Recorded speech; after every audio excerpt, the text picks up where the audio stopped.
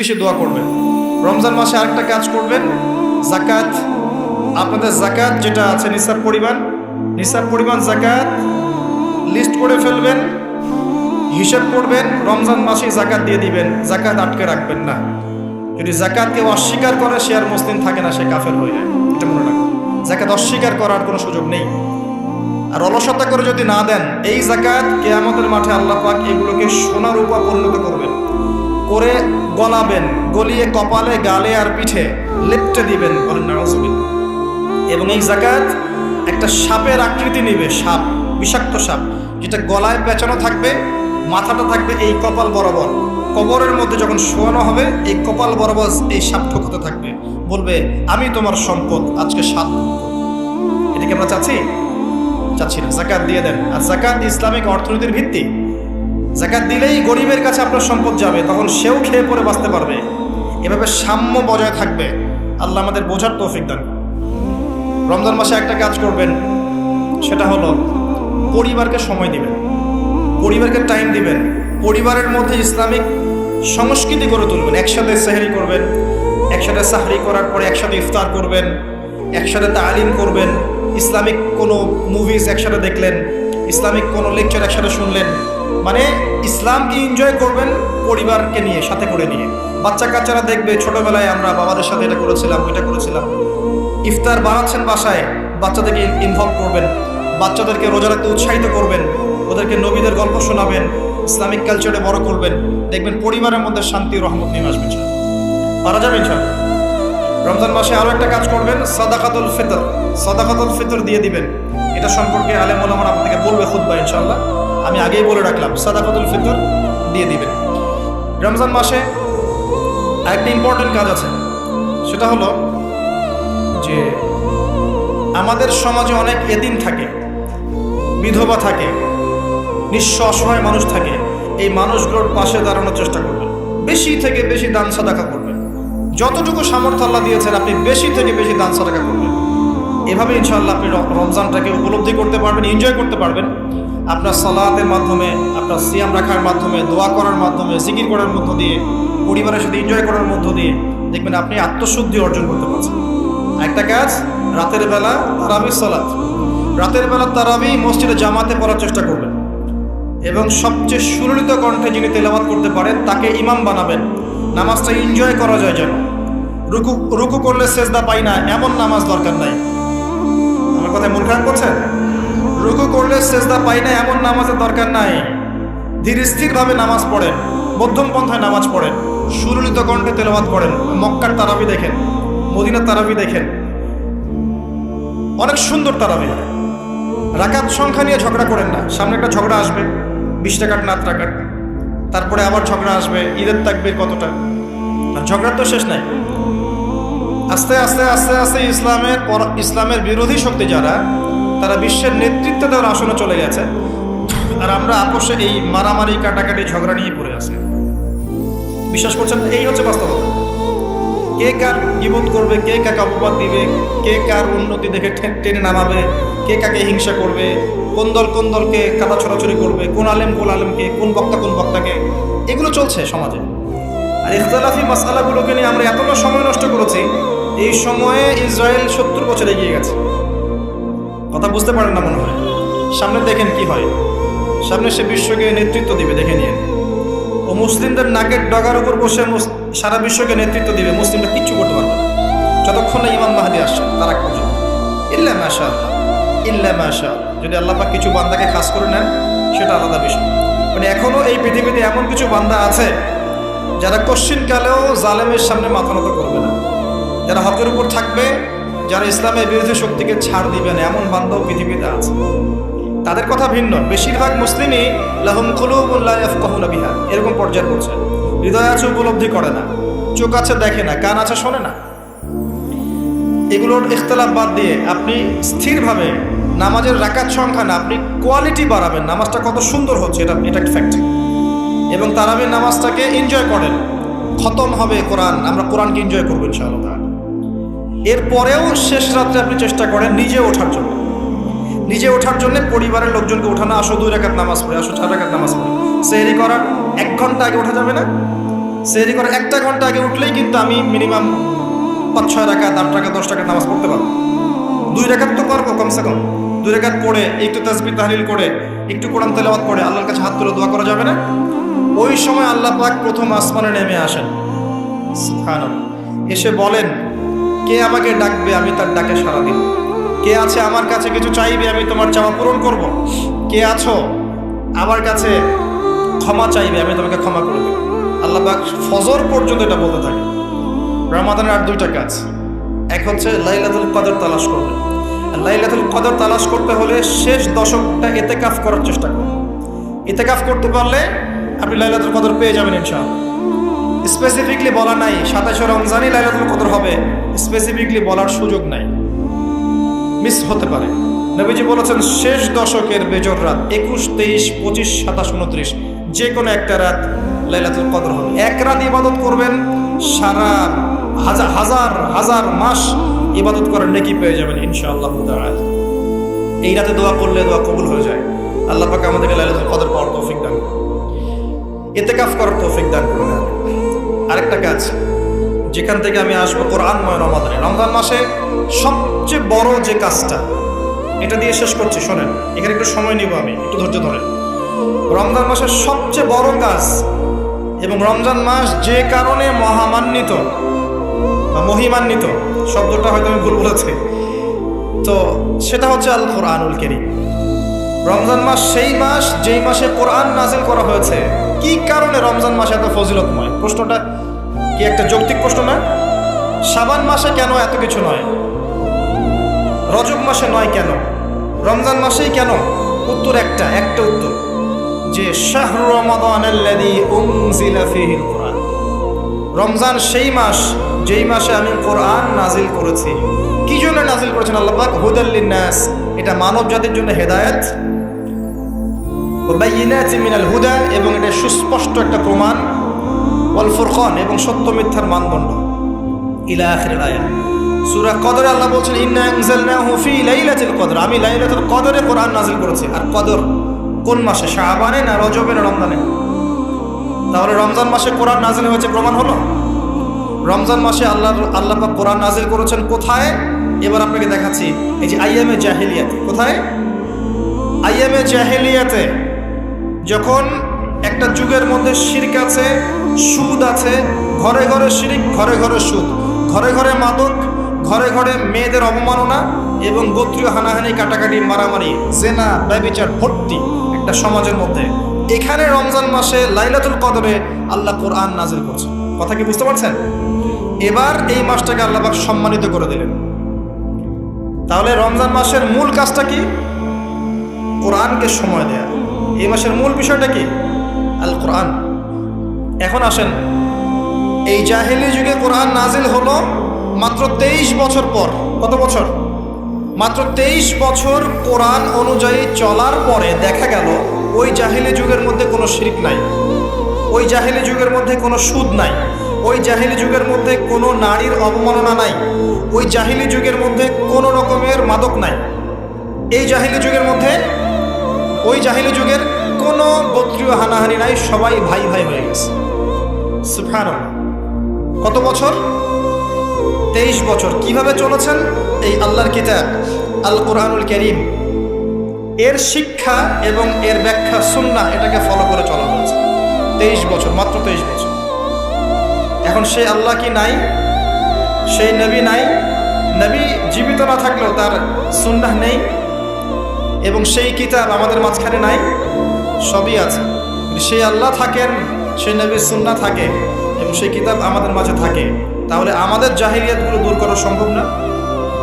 কি করবেন রমজান মাসে কোরআনকে? আপনি জেনেছেন রমাদান মাস কোরআনের মাস। এই মাসটাকে আপনি কিভাবে মূল্যায়ন করবেন? আমি কয়েকটা ক্লাসিফিকেশন বলছি, লিসেন, এই জায়গাটা একটু ভালো করে শোনেন। 1 নাম্বার, বিভিন্ন শ্রেণীর মানুষ থাকে। এক শ্রেণীর মানুষ আছে আমাদের সমাজে যারা আলিফ বা তা মোটেই জানে না। আছে?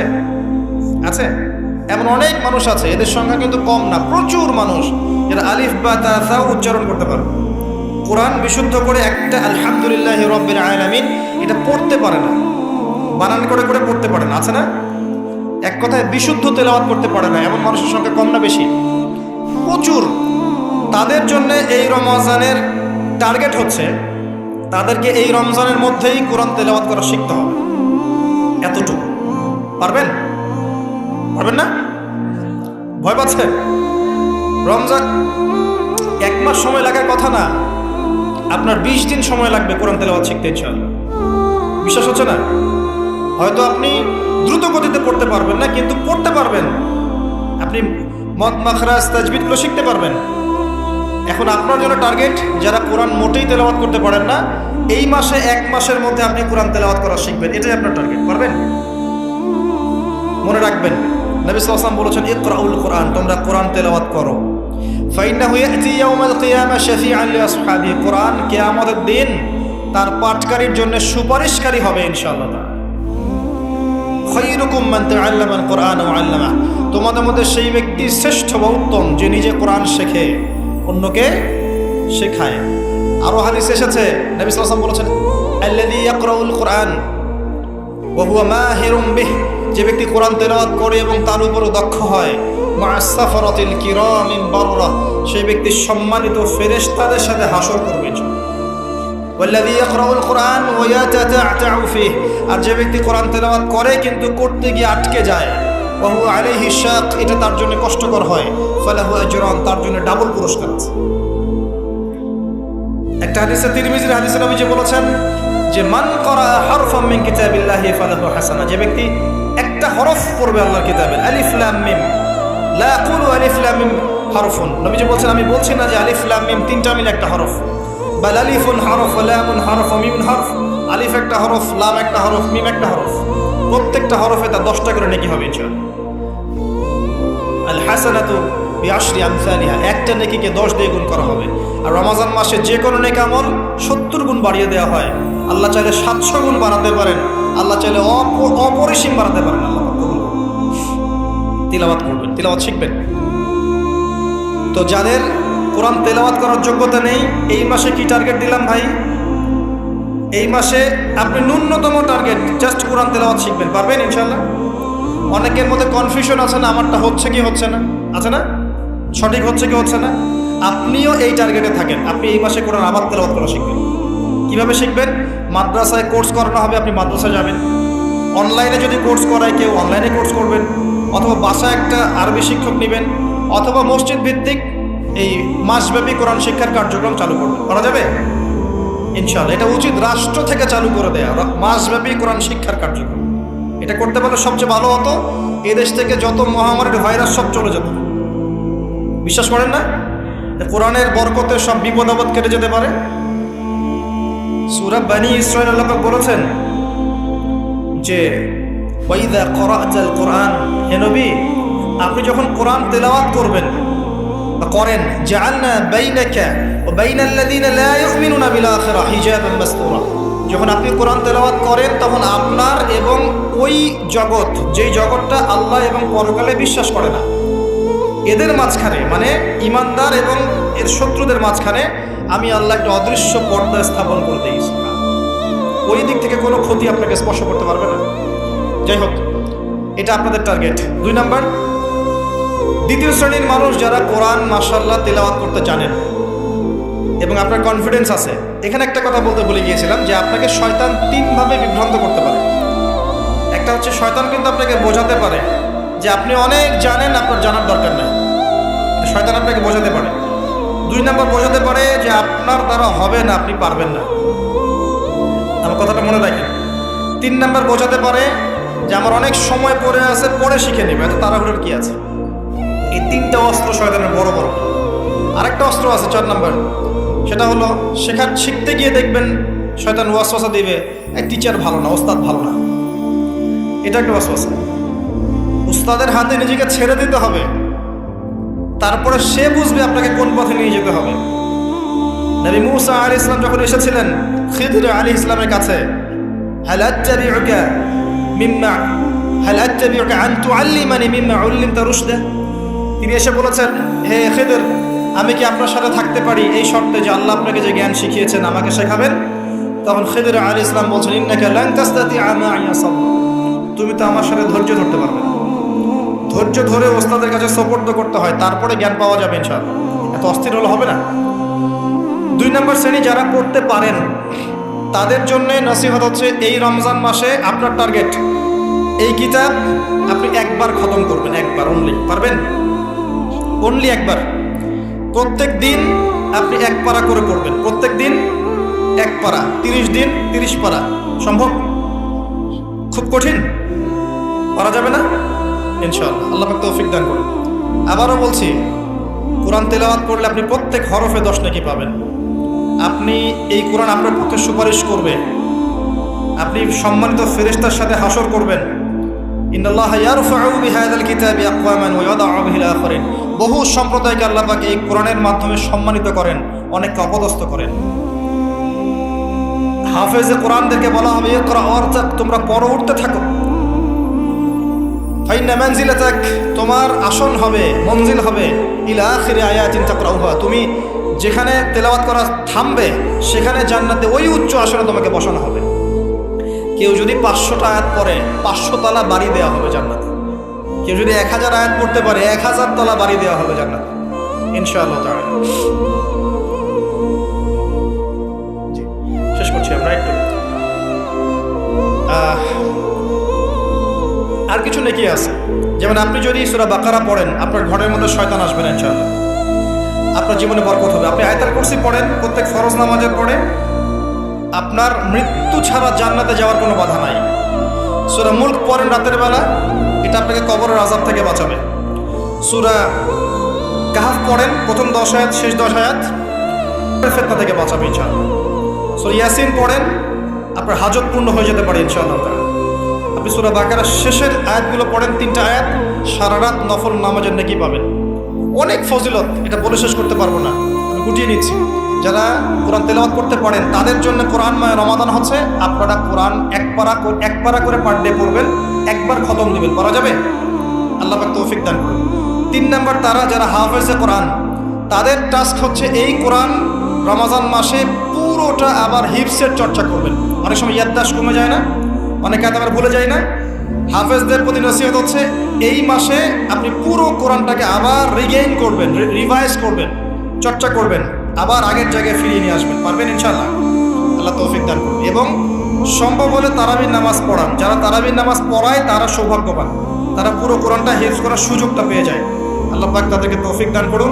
এখানে একটা কথা বলবো আমি 1 মিনিটে, যে ইমাম খতিব মুয়াজ্জিন যারা আছেন তাদের ভালো ভাতার ব্যবস্থা করবেন, তাদের পরিবারের ভরণ পোষণের জন্য ভালো অঙ্কের ভাতার ব্যবস্থা করবেন। সব কিছুর দাম বাড়বে, তাদের ভাতা বাড়বে না, এটা হতে পারে না। তাদের জন্য, তাদের পক্ষে যদি কথা বলার কেউ না থাকে, আমি কথা বলছি, তাদের জন্যে আপনি ভালো অঙ্কের ভাতার ব্যবস্থা করবেন। তাদেরকে যেন পরিবার নিয়ে টেনশন করতে না হয়। নামাজ পড়াবেন, তারাবি পড়াবেন, খুতবা দিবেন, দিনের প্রচার করবেন, আপনি তার পরিবারের দায়িত্ব নিয়ে নেবেন। পারবেন? এটা করতে না পারলে তো আল কোরআন আলো ঘরে ঘরে জ্বলবে না। কোরআনওয়ালা মানুষের যদি সমস্যায় থাকে তাহলে কোরআনের কথা কে বলবে? কে নামাজ পড়াবে আর কে আপনাকে তারাবি পড়াবে? তারা অনেক মাজলুম এবং অসহায়, তারা মুখ ফুটে অনেক কথা বলতে পারে না, তাদের পক্ষে কথা বলার মানুষ খুব কম। তাদেরকে ভালো অঙ্কের অনারিয়ামের ব্যবস্থা করবেন, এটা করা উচিত আমাদের সবার। একটি ইমামের বেতন 5,000 10,000 টাকা কিভাবে সংসার চলবে? সংসার চলতে পারে না। আল্লাহ পাক তাদেরকে প্রশস্ত রিজিকের ব্যবস্থা করুন, আমিন। আমাদের মানসিকতা পরিবর্তন করুন, আমিন।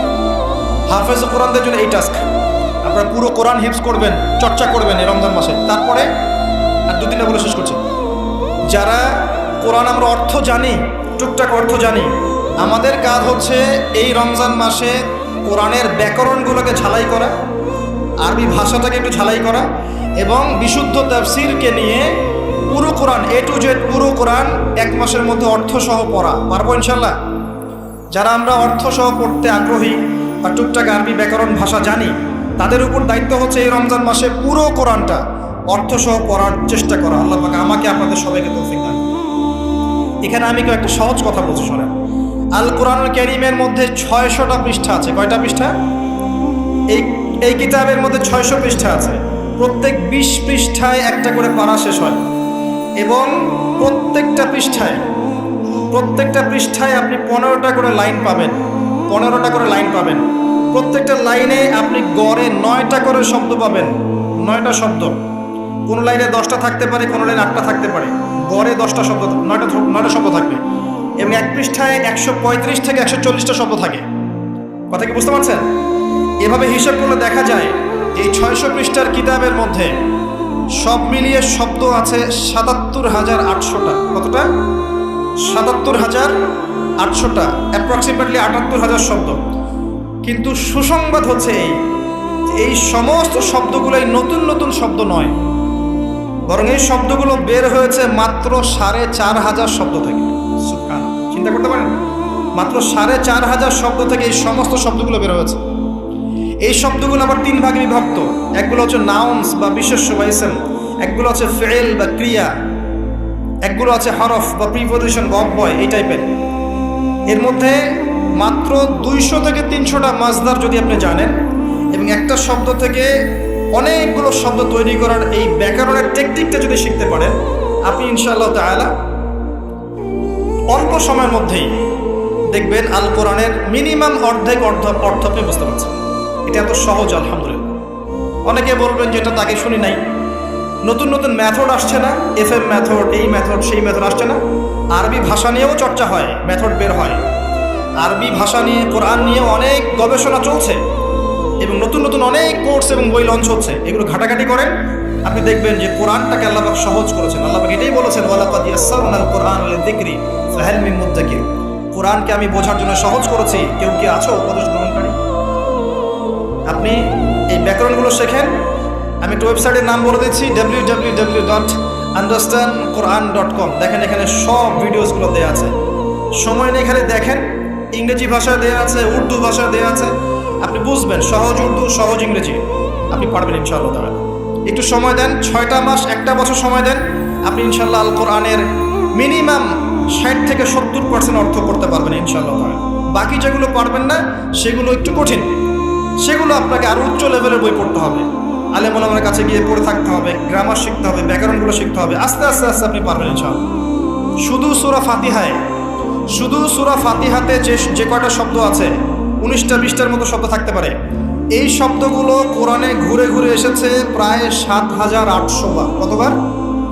7,800 বার। এই শব্দগুলো আলহামদুলিল্লাহি মালিক আর রহমান আর রহিম ইয়াকা ওয়া না'বুদু নাস্তাইন, এই শব্দগুলো ঘুরে ঘুরে কোরআনে এসেছে প্রায় 7,800 বার। আপনি সূরা ফাতিহার অর্থ জানেন, অর্থ হচ্ছে আপনি কোরআনের 7,800টা অর্থ জানেন। মজা করে শেখেন, এনজয় করে শেখেন, দেখবেন অনেক কোর্স আছে, এগুলো ঘাটেন, আলেম ওলামার কাছে যান, কম্বাইন করেন, চর্চা করেন, আপনি পারবেন ইনশাআল্লাহ। পারবেন এটা হতে পারেন, আপনি পারবেন, আপনার দ্বারাই হবে ইনশাআল্লাহ তাআলা। আল্লাহ পাক কবুল করুন। তাই যারা আমরা টুকটাক আরবি ব্যাকরণ শিখতে পারি বা জানি বা চর্চা করি, তাদের উচিত রমজান মাসে এটাকে চর্চা করা এবং শুরু থেকে শেষ পর্যন্ত অর্থটা পড়া। যেটা আপনার কাছে বিশুদ্ধ তাফসীর মনে হয়, হোক মারিফুল কোরআন বা ইবনে কাসির বা জালালাইন, যেটা আপনার কাছে ভালো লাগে সেটা নেন, বা একাধিক তাফসীর নেন। প্রতিদিন এক পারা করে আপনি অর্থ পড়ার চেষ্টা করেন, ইনশাআল্লাহ 1 মাসে একবার কোরআনের অর্থ পড়া যাবে ইনশাআল্লাহ তাআলা। আল্লাহ পাক আমাদের সবাইকে আল কোরআন অর্থ বোঝার তৌফিক দান করুন, আমিন। এরপরে আমরা কোরআনের আদেশ এবং নিষেধগুলোকে রমজান মাসে মানব।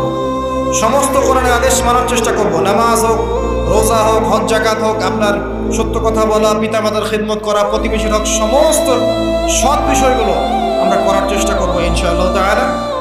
একই সাথে কোরআনে যত নিষেধ করা আছে, যত হারাম নিষেধ করা আছে, শিরিক করো না, বেদাত করো না, হারাম খেও না, চুরি করো না, সুদ খেও না, জেনা করো না ইত্যাদি, এগুলো ছেড়ে দেবো ইনশাআল্লাহ। আল্লাহ পাক তৌফিক দান করুন। এবং সর্বশেষ কথা, এই রমজান মাসকে কোরআনময় করতে হলে কোরআনের দাওয়াত আমাদের সবার ঘরে ঘরে পৌঁছাতে হবে। কোরআনের দাওয়াত কিভাবে ঘরে ঘরে পৌঁছাবেন সেটার ফিকির আপনারা করেন। মসজিদ ভিত্তিকভাবে, মাদ্রাসা